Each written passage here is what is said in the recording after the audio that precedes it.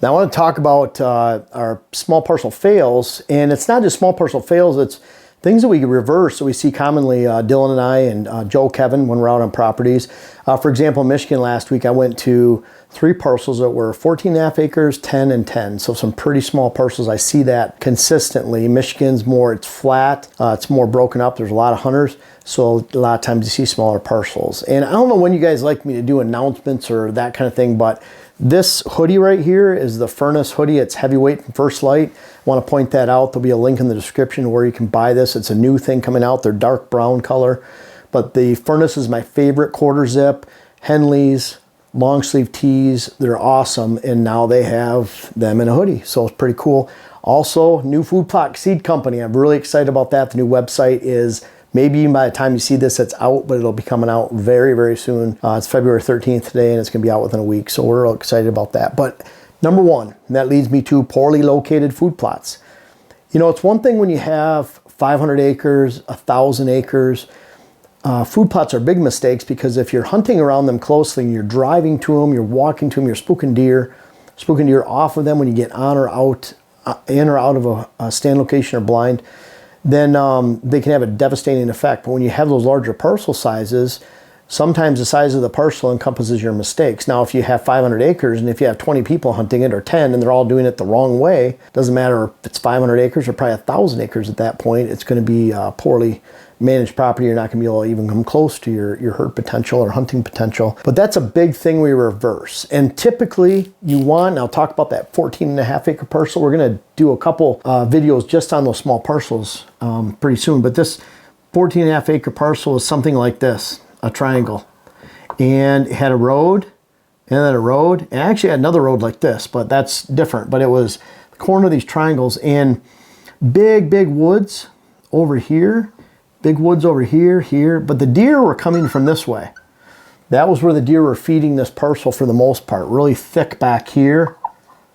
At the back, that was actually only the 2 acres out of the entire parcel you couldn't see into with a little snow on the ground. So they had food, and it was more in the middle. I want that food on this side. And on a small parcel, it's critical you don't have food in the middle of the parcel. You want it to be on one side. In the case of this, I want the main portion of the food to be on the opposite side of where you expect the deer to come from. Because in this case, if the deer just step across here, there's food plot lengthy right along the border. They just step across at night, feed, and why would they need to go back? They're already coming from home. So I want them to go through the property all the way through the 14.5 acres, 10 acres, 20 acres, even 40 acres.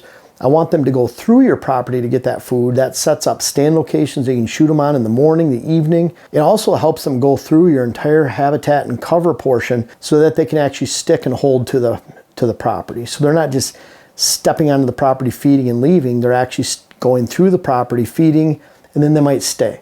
And when you come to the property, you don't know what's on the property because you've invited them all the way through your property. You're working on habitat improvements. They like it. They stay. So that's one thing, let alone food plots that actually set up your access, meaning set you up as a hunter for failure because you're walking in, exposing yourself to that food. And I would say poorly located food plots are the worst violation we see on properties. And that's why I wouldn't ever hesitate when your neighbor starts a big food plot program. Don't say, oh my gosh, they have 8 acres of food or 10 acres or 6 acres. I only have 2 or 1.5 acres. It's not about the amount of food. It's the amount of safe food that actually builds the herd.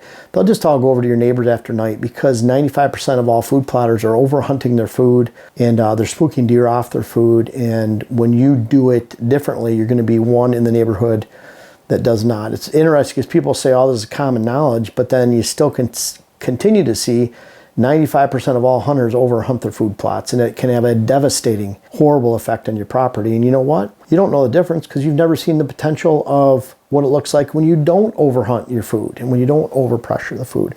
So that's a big one, a really big one we see.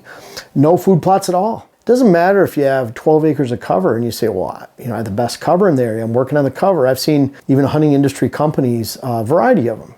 And not really calling anybody out in particular. It's just I've seen many that they're out there practicing hack and squirt, and they're girdling, and they're practicing, quote, TSI, timber stand improvement, and they're burning their native grasses, and they're burning their woods to improve herbaceous growth. and food for deer, which happens to be more summer food in the northern regions. But bottom line is they're doing all these neat habitat tricks, but none of it relates to what actually drives the deer herd on the property, and they have to have quality food. Quality food is not found in the form of habitat change and regeneration and timber cutting. That's just part of your cover. Don't confuse the two. You have to have cover and good browse during the day. That's a given. But you have to have on private land, you have to have those food plots, or you're never going to come close to your potential. So if someone's saying, you don't have to have food plots, just work on the native habitat, boy, you're always going to be behind. You're always going to be just an average property, no matter how much work and planting and burning that you do on your property and girdling and hack and squirt for removing invasives. You're just going to have an average parcel. It has to be done with food, with a food plot, located correctly so you can get on and off the property without spooking deer and still holding deer on your property and giving them the potential for holding deer, or it's all for naught. Number 3, mid-located blinds. You have a 10-acre parcel, you put a blind in the middle. What's a good wind? You're blowing out half your property or a quarter of your property if you sit with whatever wind you sit with. And then if you're accessing to the middle of that blind, you're blowing out the downwind of that side of that on your access, departure, entering the stand. You're blowing out one side of the stand every single time. You can't hunt in the middle of your property, folks. You got to hunt to the outside, and that kind of gets down to minimal access. Dylan brought this up, where you can't really go into the property that far. It doesn't matter if it's a blind in the middle of your property, you're locating stands. You can't go 70 yards in on a 10-acre parcel that's only 110 acres wide or 110 yards wide. You just went through half the property. Sometimes people set up funnels in the middle of that 10-acre property. You have one stand on one side, one on the other. It's no different than having two stands or one stand in the middle. You're blowing out your property and you're losing a lot of acres downwind. And so you're really just tapping into that parcel 20, 30, 40, 50 yards at the most. Probably like a lake on one side or a pond or subdivision. Sometimes you just blow your scent into there. Makes it easy to access, easy to get in and out. Houses, cabins, then you can blow your scent back at those houses and cabins. That works really well too. Blow it at your neighbors that isn't working on their habitat improvement. They don't have food plots, they have open timber. So there's a lot of ways to look at this, but bottom line is you have to have minimal access, and that's what has something specifically to do with those blinds and how far you're actually invading on your property. You'll get those big bucks. If he's there and he's using your property, and you're not spooking them out of the food, you're not spooking them out of every time you enter the property, he'll be there. It doesn't take that many acres to hold a big buck. It takes unpressured acres along with quality food, and if you have that, it's going to set yourself apart from likely 95% of all properties in the neighborhood or more. No water. If you have a dry parcel, I don't care if there's a pond on your neighbor's property, if there's a creek running in the back. That means you have a lot of acreage still that is dry, and if deer are moving from dry bedding to food sources in the afternoon, and they can hit a water hole that's into that dry movement, meaning it's dry from the bedding, dry to the food, dry in between, perfect spot for a water hole. So I'm not saying you have 5 water holes on a 10-acre parcel, but at least 1, maybe 2. Especially if there's big elevation change, then you can always get away with 2, 1 high, 1 low. You might have 1 in the front corner, 1 all the way in the back corner. Now you're 400 yards apart on a typical 10-acre parcel that's 110 yards wide by 440 yards deep.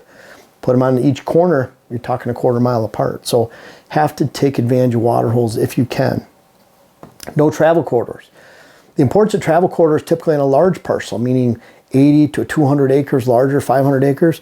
Usually you can match the deer movements to the lay of the land. You have inside funnels from big fields. You have benches or saddles that you can use with lay of the land topography. You have thick areas, you have edge of habitat change, whether it's clear cuts meets hardwoods, hardwoods meets swamp, swamp means dry ground and grasses, upland. All those lines of habitat change and move deer, and you can take advantage of those on a big parcel. But when it's on a small parcel, you're trying to make that very thick, you're trying to locate food appropriately. That means in those very thick areas, you can take a DR brush trimmer, 28 inches wide, 30 inches wide, and you chisel out a really nice travel corridor. Especially in those small parcel areas, deer are used to more being confined in living in low cover regions where they'll withstand the proximity of each other a lot closer than they would on a big parcel. Everything's spaced out. So unlike a big parcel where you can just plan on lay of the land and then you work on travel corridors later, travel corridors are towards the front of what makes a good parcel when it's a small parcel. Really a higher priority on small property. And that's where travel corridor, meaning, if you have really thick switchgrass, you're mowing a trail through it. Hardwood regeneration, mow a trail through it. If you're knocking down big timber, you knock big timber down first and cut that out 4 or 5 feet wide through those logs and brush debris and make a deer trail through it. Something you could ride a mountain bike on, something you could cross-country ski, snowshoe on in the off-season. Look for shed hunt on these trails, something that's easy to navigate. Don't ever put timber above it or hinge cut above it because it just caves in, it ruins the whole area. Number 6, we talked about minimal access, and meaning you're just tapping in. That's why I like roads like this one where it had roads on 2 sides, because then you can easily walk along the road, go in 30 yards and you're hunting. You have thick screening in that outside edge. In that case, we had conifer. I like miscanthus grass. You know, I talked about miscanthus grass under power lines. And also where you need a thick wall and you don't want to take up a lot of space. You know, in this case, if we had 2 or 3 foot, 6 foot spacing of spruce and you're taking up 18 to 20 feet of habitat, you can take that up with 6 feet with miscanthus grass. You just have to plant that. If you're in a good region, do so. You take control of weeds. You know, there's a few ifs in there. Might be a little bit more expensive too. Power lines, certainly. A lot of these parcels have power lines right along the road. We don't recommend planting conifers under there. So you really have, have to think about how you want to close this in, but really thick along the edge and then good habitat in the middle, mixed habitat. Food plots located typically on one side. Sometimes little food plots, travel corridors where they're only 6 to 8 feet wide. It's a clover trail under scrapes. That's another good way to get food a little bit on the parcel, but definitely direct traffic. So think minimalist access. How can you get in and watch deer move side to side? And then also food plot and habitat fails. One of the reasons people ask me, why do you start a food plot company? Well, for one, I've been experimenting with it for about 30 years, and all these blends are my own blends.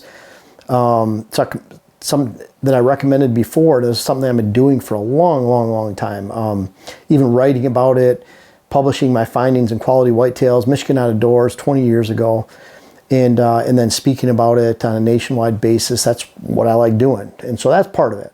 Part of it's so because I don't like all the junk out there, and I see a lot of food plot industry companies that are just putting basically garden variety blends together that really aren't research based or experience based. They're just doing it to sell seed. They're cutting costs with fillers such as lime coated seed that does absolutely zero in the food plot, but it lowers the amount of pounds of seed they actually have to add to the blend. For example, it's common 30% in a 10-pound clover bag, 30% of that is lime coated seed. And that means you don't get 3 pounds of seed. That's literally all it means. And you're improving profit margins for them. So there's a lot of shady things in the food plot industry. And so that's part of it. And part of that translates into whether it's habitat improvements that are more gimmicky or food plot seed blends that are more gimmicky or the latest, greatest food plot seed blend. People fall for that. And on a small property, you can't afford to fall for it.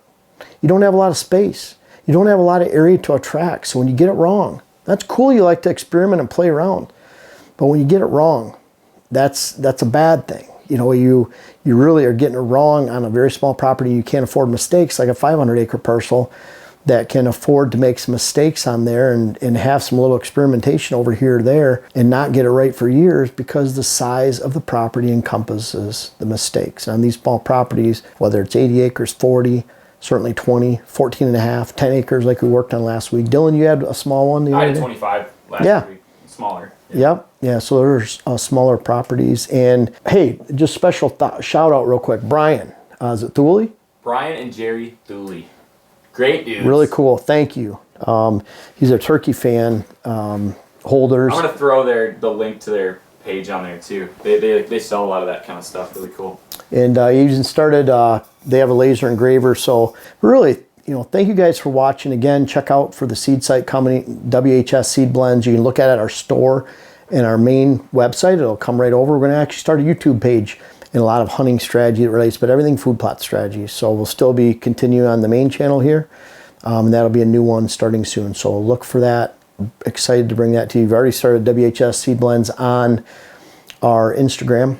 And so we have a page for that too. But check out the link in the description for everything that we're talking about. And we really appreciate you watching to the end of the video. We always appreciate you guys that watch to the end because we figure you guys are the ones who are the most serious about everything we do. And we really appreciate you are our hardened followers and fans, and it means a lot to us. It really helps support everything we do, and we're going to try to keep it coming even at a greater level. We have our podcasts out. I think we have 8 out so far. I think Dylan's actually going to be on one of them tonight, so that's a good thing. That'll be 4 that you're on then? The first 3 that you were on? Yep.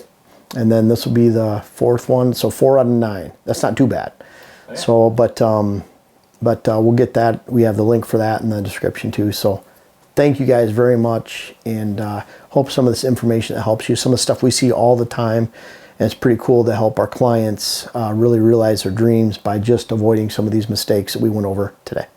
Hey, I'm really excited to introduce to you our Hills and Thermals web class. It's something we worked on all year. We're trying to put lots of facets of scouting, aerial imagery, diagrams on the whiteboard to really teach you how the wind moves through hills and how you should find bedding areas, how it relates to deer movements in general, how that relates to, this is a bedding area stand, this is a food source afternoon stand. We really tried to put this together and offer you a complete picture of how to navigate hills and find better success consistently where you hunt.